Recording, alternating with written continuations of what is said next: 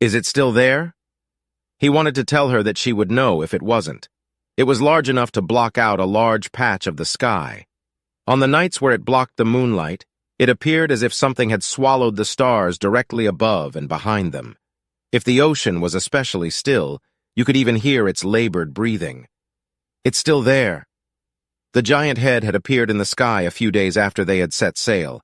He couldn't be sure if it was actually following them, or if it had indeed even noticed them. To something that immense, they had to appear as but a speck in the ocean. He dreamed about it at night. He dreamed of being home and the sky going black, of birds falling mid-flight, of throngs of hysterical people pointing upwards and screaming as the head took up their entire field of view. Its dull eyes took in their world as an animal might dumbly observe a starry night, without meaning or comprehension. A hot wind whipped into a violent frenzy, and the first of the buildings began to tumble as he awoke. He went topside to find her sitting on the floor, eyes looking upwards towards the night. He wordlessly took a seat next to her. None of this makes any sense. The stars aren't where they should be. She gestured around. I've looked up there every night since I was a girl. They're like old friends to me, but these stars are strangers.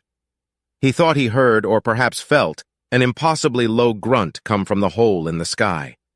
He had a final dream that night after returning to bed.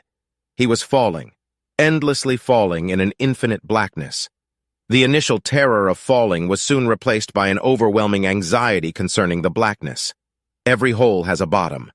Nothing is forever. With that thought, he spun to face upwards to discover a quickly disappearing view of a sky that he had failed to see previously. As it irised out of existence, teeth and lips consuming it, he felt the warm, wet pressure of tongue and throat compress him until his body gave way. He was cruelly allowed to dream beyond that moment, living in the sustained thrum of non-existence for an eternity until he awoke. The small boat rocked, waves crashing against its sides as he went topside. He shielded his eyes from the whipping wind and the ceaseless barrage of water. He saw her silhouette, just barely as she was thrown overboard. In an instant she was gone, swallowed up by the roiling sea. He searched the water frantically, but it was impossible to find her in the chaos. The cacophony of the gale made it impossible to hear anything else, but he felt it in his chest, the rumble of a prolonged groan. He turned his eyes upward towards the head. Through squinted, blurred vision, he thought he saw the head turn towards him with the lumbering power of a mountain moving, and perhaps finally, a look of recognition. Lightning illuminated its features, and it was clear it smiled.